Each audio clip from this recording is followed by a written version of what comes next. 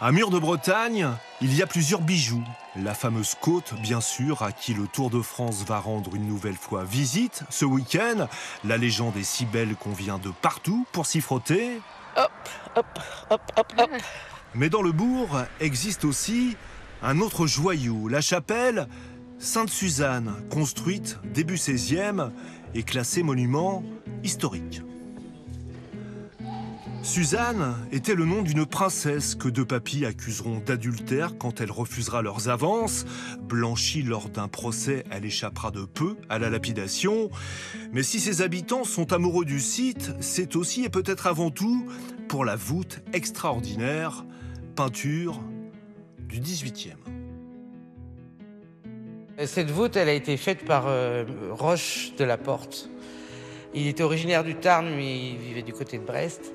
Et il est venu peindre entièrement cette voûte. C'est un travail monumental et c'est super beau. Enfin, il y en a pas beaucoup, je pense, des voûtes comme la nôtre dans une chapelle, quoi.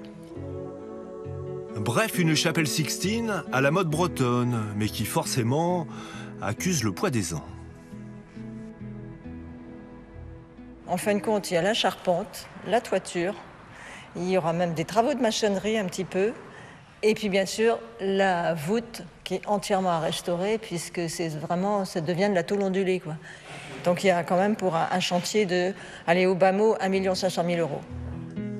L'État devrait financer à 60%. La région, le département apporteront leur aide.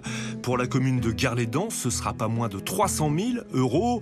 Et si l'association de sauvegarde a aussi récolté 80 000, c'est comme partout, il manque encore des sous. Alors ici, on compte sur le passage du tour et le coup de projecteur pour faire appel aux dons. Si tout va bien, les travaux pourraient débuter en 2026.